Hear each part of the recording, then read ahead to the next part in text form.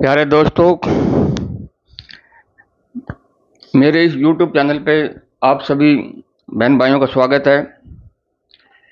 मैं धर्मेंद्र यादव, एक social activities जिसने वर्षों का समय गुजारा है पारिवारिक समस्याओं को सुलझाने के लिए,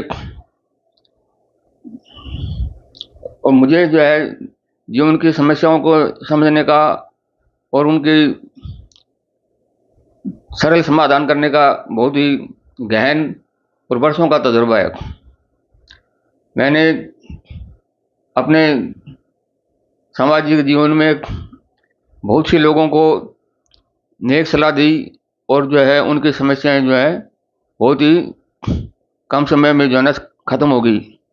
सारे कोर्ट कचहरी के चक्कर बच गए, न किसी से काउंसलिंग की जरूरत पड़ी, न और कुछ।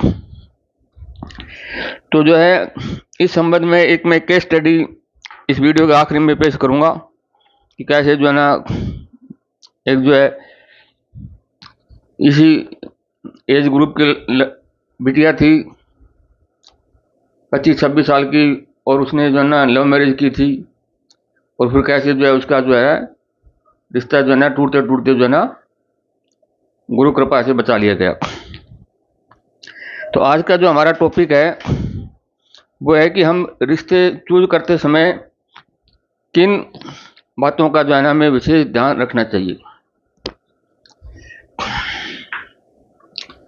तो जो सबसे पहला पॉइंट है जो हमें समझ में आना है या जिस पे हमें हमारा ध्यान केंद्रित रहना चाहिए, वह है कि परफेक्शन इन लाइफ। कि हर इंसान जो है ना सर्वोत्तम चीज़ ढूंढना चाह रहा है। इंसान वो क्वालिटीज ढूंढना चाह रहा है जो क्वालिटीज दुनिया में कहीं भी नहीं है, उसके अंदर खुद में भी नहीं है। तो इसे कहते हैं परफेक्शन। और इसकी तलाश में जो है ना आदमी बहुत आगे निकल जाता है, और जो काम की चीज़ें उसकी ज़िंदगी में आनी चाहिए थी समय पे, वो जो है ना पीछे चली जाती हैं। तो हमें इस परफेक्शन के जो ना भ्रम जाल से निकलना है। नेचर में जो है ना कुछ भी परफेक्ट नहीं है। इंसानी ज़िंदगी जो है अच्छाई और बुराई का सम्मिश्रण है। आज जो हमारे दिल और दिमाग में शादी के लिए जो नव युवती की जो खूबसूरत लड़की, जिसे हम ड्रीम गर्ल भी कह सकते हैं, कि जो तस्वीर बनती है, वो अक्सर क्या है कि हमें फिल्मों में देखने से के बाद बनती है। जो कहानियाँ हमने पिक्चरों में देखी हैं, जो प्यार के किस्से देखे हैं, हमें लगता है कि वो सारी चीज़ें जो ना वास्तविक ज़िंदगी में भी अवेलेबल होंगी, या हमें उन वास्तविक ज़िंदगी में हम उन्हें प्राप्त कर सकते हैं। तो इस संदर्भ में जो है मुझे वो ड्रीम गर्ल का टाइटल सॉन्ग की लाइनें याद आती हैं। वो कहते हैं कि भाई किसी शायर की गजल ड्रीम गर्ल, किसी झील का कंवल ड्रीम गर्ल, कभी तो मिलेगी कहीं तो मिलेगी, आज नहीं तो कल।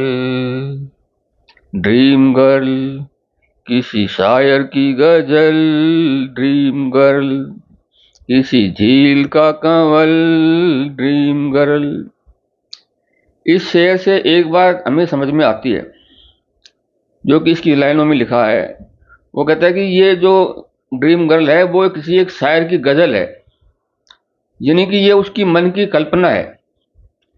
और जो जो हमारा कल्पना जगत है, जो हमारा कल्पना लोक है, वो क्या है कि हमारे मन के भीतर होता है।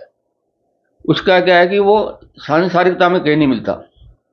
वो हमारे ये अच्छे विचार, वो क्या है कि हमारी आत्मा की गुण है, जिसे आनंद में कहा जाता है। तो उस आत्मा और मन की परछाई से जो है हम अपने स्वप्न लोक में विचरण करते रहते हैं। लेकिन जीवन क्या है कि वो जो जीवन की हकीकत है वो जो है ना संघर्ष से भरी हुई है। तो जो है ना वो चीज़ें हमें, जो काल्पनिक चीज़ें हैं, वो संसार में हमें ढूंढने से नहीं मिलती।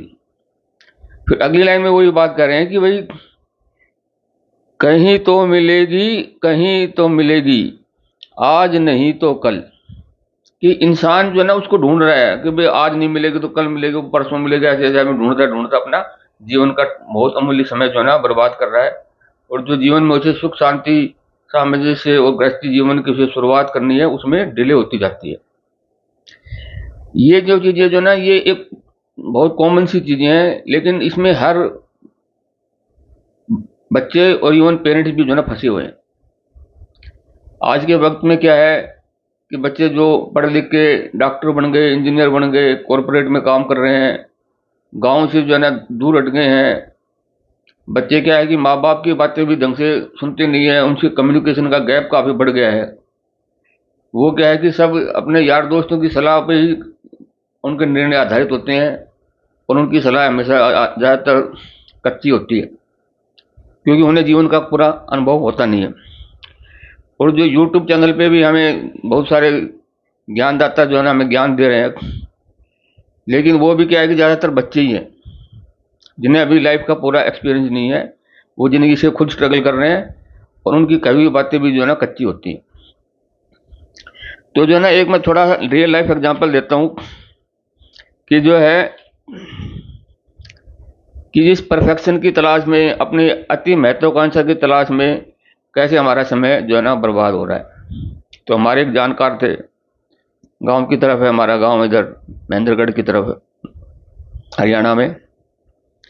तो कहते हैं कि भाई उन्होंने जो है ना अपने बेटे के लिए जो गवर्नमेंट जॉब में लग गया प्रभु की कृपा से, तो उन्होंने लड़कियां ढूंढनी शुरू करी रिश्ते के लिए। एक लड़की देखी, दो देखी, 5, 10, ऐसे उन्होंने जो ना 10-15 लड़कियां जो है देखते रहे, और उनको बात किसी वजह से जमी नहीं, किसी उनकी इच्छाओं के अनुरूप कोई बात जमी नहीं, तो वो रिजेक्ट करते रहे। आखिर क्या है कि ये बहुत सेंसिटिव मामला है। जब वो बहुत सारा समय उनका निकल गया तब उन्हें समझ में आया कि भाई जो लड़की उन्होंने देखी थी संगीता नाम से, वो जो है ना उनके परिवार के लिए बेस्ट सूटेड थी। लेकिन क्या है कि अब वो बात जो है ना पीछे चली जा चुकी है। तो एक बार हम जिसको ना कर देते हैं और फिर उसको दोबारा हाँ करना, वो ऐसी होता है जैसे क्या कि थूकी चाटना। तो इससे क्या है कि आदमी का आत्मसम्मान जो है ना बहुत मुश्किल से गवाही देता है उसको दोबारा एक्सेप्ट करने के लिए। लेकिन क्या है कि ये गांव देहात का मामला था। उन्होंने किया है कि किसी दूसरे मीडिएटर, जिसे कहते हैं कि मिडिल मैन, उन्हें किसी दूसरे मीडिएटर को तलाश किया।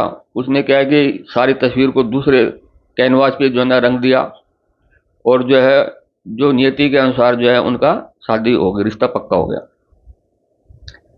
लेकिन देखो ये तो एक चांस की बात है कि भाई आदमी जो है ना ऐसे रिजेक्ट करने के बाद भी सिलेक्ट हो जाता है।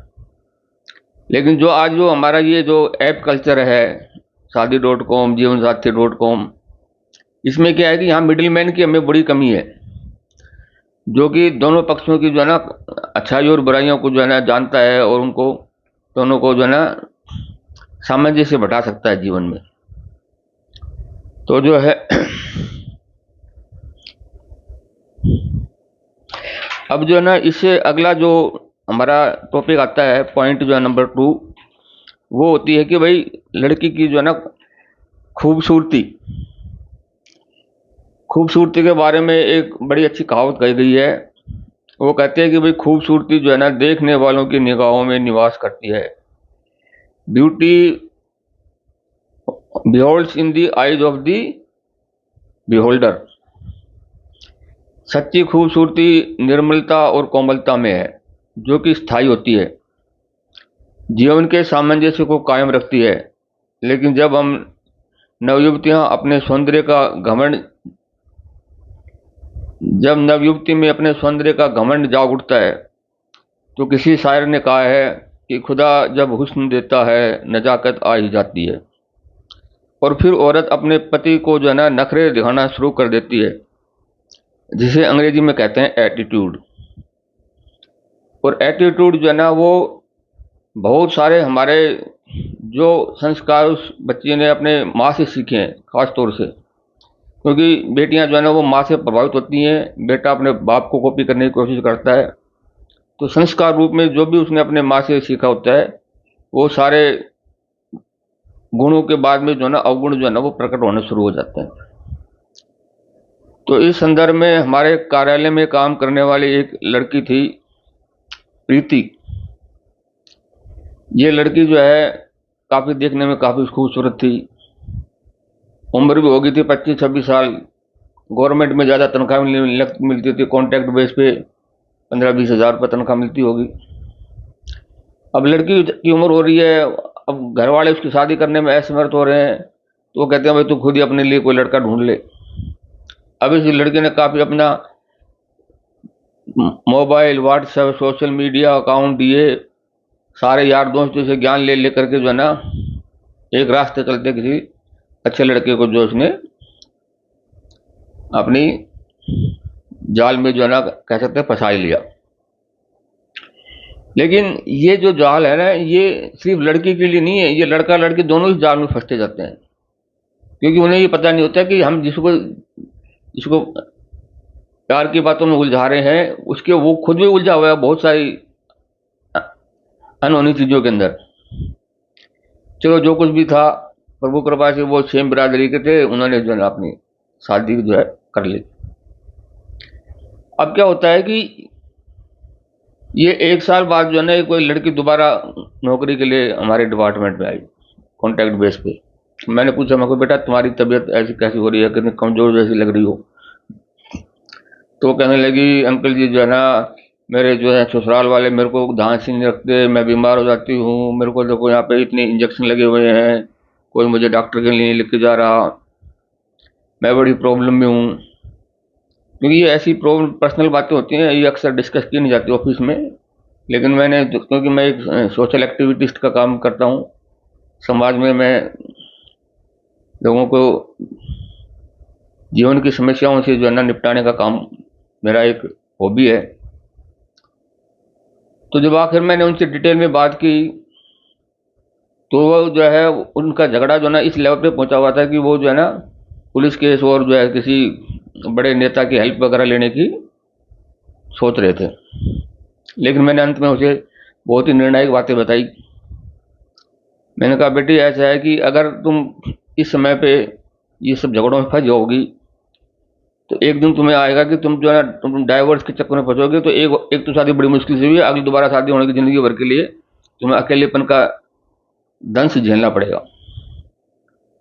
तुम्हें लग रहा है कि तुम्हारे माँ बाप तुम्हें सपोर्ट कर रहे हैं, लेकिन वो आगे जाके तुम्हें सपोर्ट नहीं कर पाएंगे। बहुत सारे जो कोर्ट में केसेस चल रहे हैं और जो जजमेंट्स आ रहे हैं, उनसे हमें पता लगता है कि जो लड़कियां डाइवर्स पिटीशन फाइल करती हैं तो आगे जाके उनका जीवन जो है ना कितना एकाकी और कष्टपूर्ण हो जाता है। तो मैंने कहा, आप जो है ना ऐसा गलत स्टेप मत लो, आप अपने परिवार को संभालो, अपने आप को संभालो और अपने जीवन को जो है ना सही दिशा में लेके जाओ, इसी से तुम्हारा जो है ना भला होगा। तो भाइयों, जो भी बातें आपको अच्छी लगी हैं, समझ में आई हैं, चैनल को लाइक करना और सब्सक्राइब करना ना भूलें। ये जो बातें हैं ये सिर्फ जैसे वो कहते हैं भाई, कस्में वादे प्यार वफा सब बातें हैं, बातों का क्या। तो ये सिर्फ बातें नहीं है, ये जीवन की सच्चाइयाँ हैं जो यूट्यूब पे अक्सर नहीं मिल जाती हैं, ये पेड चैनलों पे मिलती हैं। और पेड पे भी क्या है कि लोग घुमाते रहते हैं। बहुत बहुत शुक्रिया, धन्यवाद।